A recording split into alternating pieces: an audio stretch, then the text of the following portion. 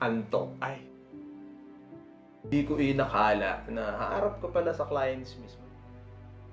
Tapos di ko alam kung paano masusolusyonan to. Burnout ako as a creator. We creators burn out sometimes.